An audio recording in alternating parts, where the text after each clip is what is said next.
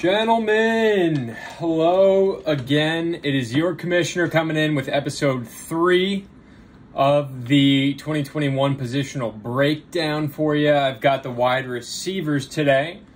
And without further ado, I'm just going to remind you, because Nino was a little concerned, he was a little worried that this was all just coming off the top of my head. I'm just making this up. There's no real frame of reference to these, and that's a lie. There's Josh Allen on this cover of this very trusted book, and here are the names. So that's what we're going off of. I'm giving you little anecdotes from the real-time information that I'm dealing with, and without further ado, let's kick it off. Number 1, Tyreek Hill, Kansas City Chiefs. His 6th year. Last year he had 17 touchdowns, played in 15 games, and was an absolute beast. I expect similar things for Tyreek. He is equal to an RB1 in value. Number 2, Davante Adams, Green Bay Packers, entering his 8th year. Davante had 18 touchdowns last year, 14 games played. Without Davante Adams, Aaron Rodgers does not win the MVP. So if you want production, pick Davante Adams as your wide receiver 1.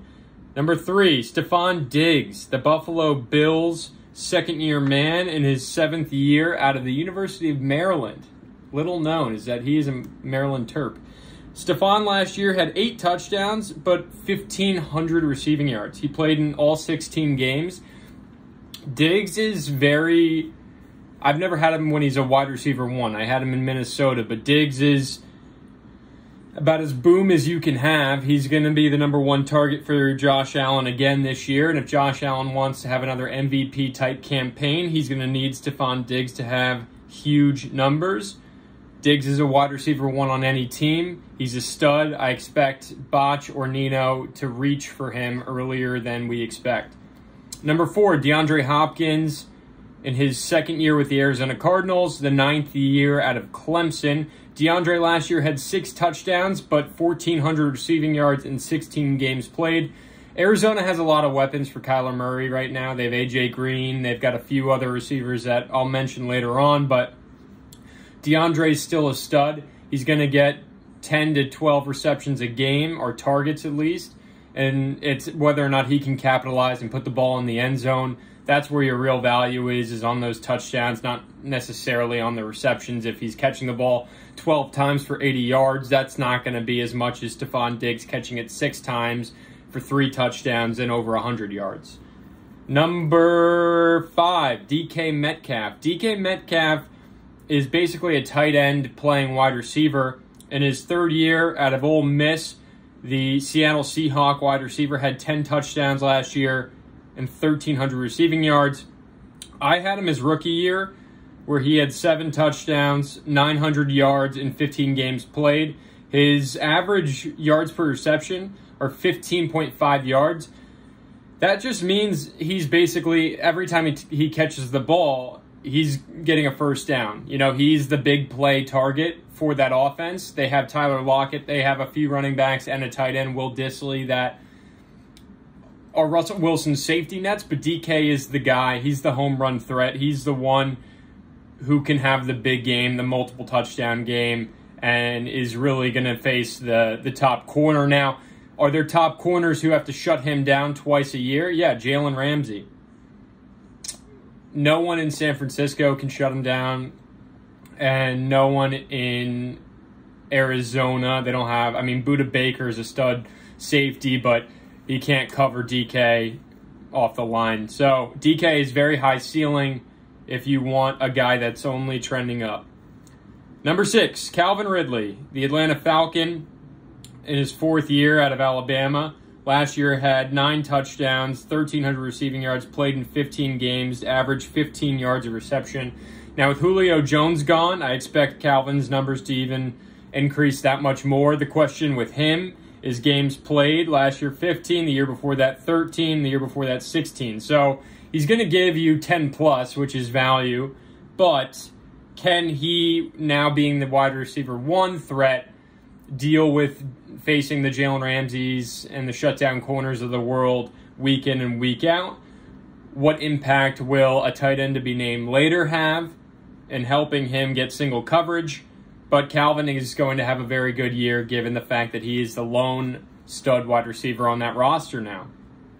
Number 7, A.J. Brown, the Tennessee Titan in his 3rd year out of Ole Miss as well.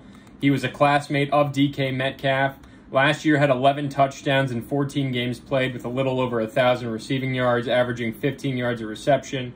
The year before that, he had 9 touchdowns, over 1,000 receiving yards, played in all 16 games. His rookie year, an average 20 yards a catch. Now, what impact will Julio have on AJ's numbers this year? Keep in mind, Julio's not in the top 10, but he'll be a name that you should add to your roster for depth. He's definitely a wide receiver 2, and even for a team that might be lacking, he's a wide receiver 1. But given his age and where he is health-wise, I would say A.J. Brown is a high risk, but definitely a high reward play for your team as your wide receiver 1 option. Number 8, Keenan Allen, 9th-year receiver for the Los Angeles Chargers. He's out of California. He's a Cal Bear. And Keenan is an absolute beast. Last year, 8 touchdowns, 900 receiving yards, 14 games played. He got hurt, missed those 2 games, but he plays through injury a lot. He's Justin Herbert's favorite target on that team. They no longer have Hunter Henry. His complement is Mike Williams, who is very inconsistent and usually gets hurt. So expect high targets for Keenan. Definitely a wide receiver 1 on a deeper team at the receiving position. He's a wide receiver 2, but that's only if you're getting one of the other guys that I mentioned prior. Justin Jefferson coming in at number 9, 2nd-year player plays for the Minnesota Vikings. He is out of LSU. Now, Justin is only 22 years old, and in his rookie year, he had 7 touchdowns, 1,400 receiving yards, and played in 16 games, averaged just over 16 yards per catch. Now, that's production in its purest. I expect Justin to have another massive year, assuming that Kirk can get him the ball. They also have Adam Thielen in that receiving core who steals away some targets, but Justin is the red zone threat. Justin is the big play threat. Justin's the receiver over the middle that they need to continue to get first downs. So I would pick him as another guy similar to DK Metcalf. His value is only going up at the moment. He just needs to stay healthy, and he was healthy all of last season. So number 10 to close it out, and I'll give you a few more names after this just to flag, but Allen Robinson, the 8th-year receiver, plays for the Chicago Bears out of Penn State. Allen last year had 6 touchdowns, 1,250 receiving yards, and played in 16 games. Now, he's not similar to the other guys where he's having huge production every single catch. He's averaging a little over 12 yards a catch, which is decent for a wide receiver 1. It's not 15, 16 yards like some of these other guys. But Allen is by far and away the best playmaker on that roster. The questions really are Andy Dalton or Justin Fields. Can either of them get him the ball consistently to fuel that production? He is in another contract year because the Bears franchise tagged him for the 2nd straight year. So he wants to earn big money. He's going to need big numbers in order to get that. And a little insider trading tip here. General managers will franchise tag running backs, wide receivers, and even quarterbacks in their contract year as much as they can, league willing, so that they can force the production and force the hand of that player. Because too often the trend of once a player gets paid, his production plummets because the incentive for him to perform is not equal to the money that he's being paid. He's made it in his mind. There's no more big contract coming. Why risk injury and hurting yourself to collect another payday? So that's a little tip to follow. Like Allen's in his 8th year, right? That means once he hits 10 years, he's going to be a 1-year veteran minimum type guy who floats around different rosters. Devontae Adams also in his 8th year, but signed an extension because his production and his quarterback were so consistent that it warranted him staying on that team and getting that massive extension. Now, those are your 10 names. Tyreek Hill, Devontae Adams, Stephon Diggs, DeAndre Hopkins, DK Metcalf, Calvin Ridley, A.J. Brown, Keenan Allen, Justin Jefferson, and Allen Robinson. A few other names to monitor: Michael Thomas of the New Orleans Saints, Terry McLaurin of the Washington football team, Julio Jones, Tennessee Titans now, new face, new place, Robert Woods with the Los Angeles Rams. Keep in mind they've got Matt Stafford throwing him the ball. Cooper Kupp, if you want to handcuff that. Mike Evans with Tom Brady. Is he equal to or better than Chris Godwin, his running mate down there in Tampa? Can Brady pick one target for the production? No, because he also has Gronk. He's got O.J. Howard. He's got guys that he's trying to develop. He's got second-year wide receivers that he wants to develop. So buyer beware with the Tampa Bay Bucs offense. They have so many weapons, an abundance of weapons, that it's not always smart to have someone who's going to be diluted by the other players. Now, Amari Cooper, Dallas Cowboys, he is their wide receiver 1, but another guy, CeeDee Lamb, in his second year, is the better playmaking wide receiver, and I expect a healthy Dak Prescott is going to fall in love with CeeDee's playmaking ability versus Amari's production. Amari's a better route runner. He'll get 10 targets at least a game, and he'll get open, but CeeDee's the red zone threat. CeeDee's the guy on third down that Dak's going to be going to because his range, his ball radius, his catch radius, as they refer to it, is insane. It's his 8-foot wingspan, and he's got the Odell Beckham hands where he can stick a hand out, catch it, and just blow your mind. So DJ Moore, Carolina Panthers, Brandon Ayuk, San Francisco 49ers. These are some guys to keep an eye on. Kenny Golladay with the Giants. I mean, I can't draft any Giants again after what Saquon's PTSD for me last year. So Kenny will be on the table, but he's injury prone. His production has waned, but I'm expecting a big year, and hopefully he'll become Daniel Jones' favorite target.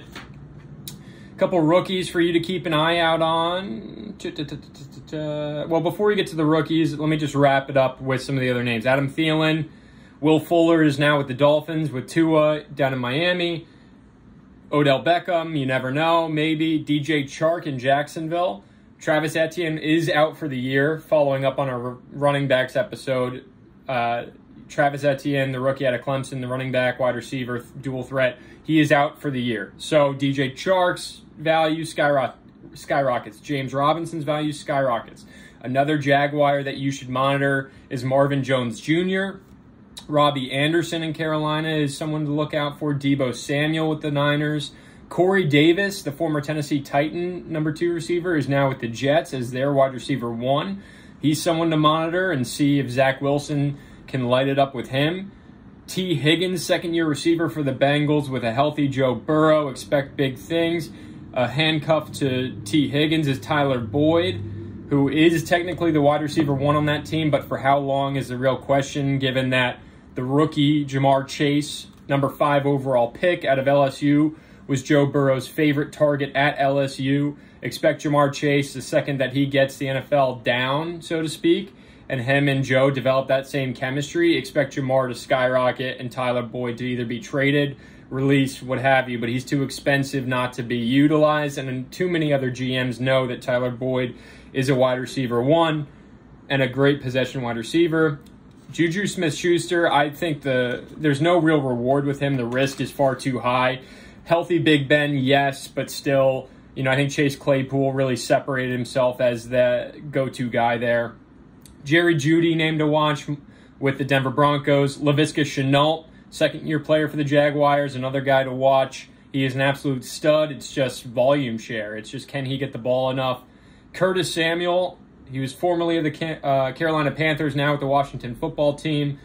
Michael Gallup, Jalen Waddle, the rookie to watch with the Dolphins. Devontae Parker with the Dolphins. Marquise Hollywood Brown with the Ravens, probably not worth it. He did give 8 touchdowns last year, but his production's just not there, given that they're a run-based offense. And rounding it out, here are a couple last names. Jalen Reagor for the Eagles has looked really great in camp, made some special catches. They also have Devontae Smith, the rookie out of Alabama. Darius Slayton with the Giants is a sneaky, productive player. I just think Daniel Jones and that offense is too volatile to really have any of those receivers as your consistent go-to guy. But you know what? Might be worth stashing him if you can get a hold of him. Henry Ruggs III for the Raiders. He's really going to be their gadget guy. They're hoping he turns into Tyreek Hill. They need that type of production. KJ Hamler is that guy for the Broncos, a small little slot receiver. He's another name to keep an eye out. Cole Beasley, another Buffalo Bill that I'm sure Botch or Nino will scoop up far too early. Darnell Mooney of the Chicago Bears. Now, Darnell last year in 16 games played really turned it on at the end of last year, had 4 touchdowns. A lot of hype is coming out of him from Bears camp. And he's only 23 years old, so he's a guy to keep an eye on. Nelson Aguilar is with the Patriots this year, so can him and Cam Newton develop that rapport?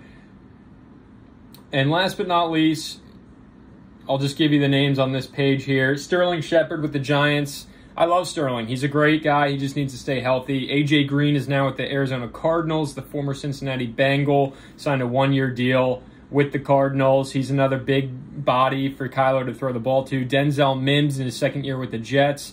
He was a very highly touted draft pick, but he just didn't produce last year. Part of that was the quarterback issue. Paris Campbell with the Colts. Another guy that coming into the draft, coming out of college, very high ceiling, just hasn't produced because the Colts have an abundance of weapons.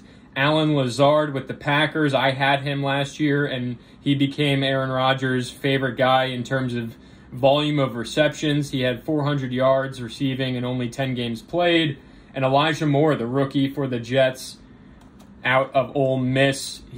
Out of all of those receivers, DK Metcalf and A.J. Brown, they were all together. Elijah was a freshman. A.J. and DK were sophomores, I want to say. But they're all very young, but Elijah was the most polished of those receivers. He was just stuck behind those 2 guys. So keep an eye on all those guys. This is the wide receiver edition wrapping up here, and you're going to get tight ends and flexes later on today. Commissioner signing off. Bye-bye.